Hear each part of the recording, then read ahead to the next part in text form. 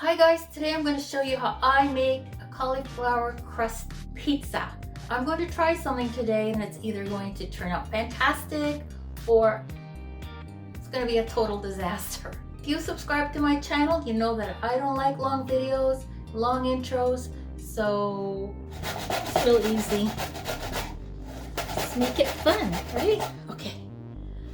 What I do is I put it in a pan, spread it around, and then I just let it sit overnight to dry. The next day it'll be perfect.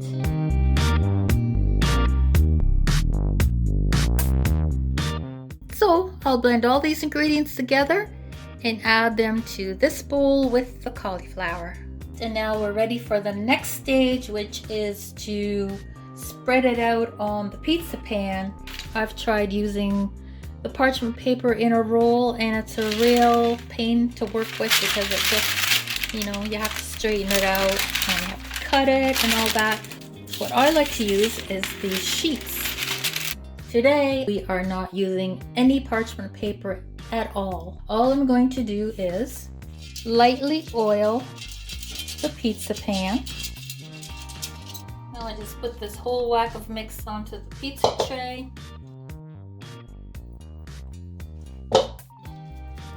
I do use my fingers to mush the ends in a bit so that they won't be too thin, because if they're too thin then they'll burn. You can put it right in your 425-degree preheated oven.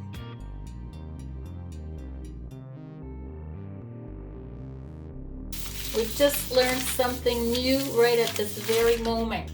Innovation.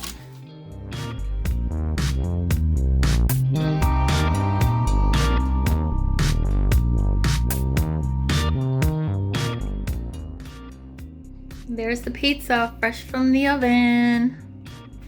Now let's see if it's going to come out of this pan. Uh-oh.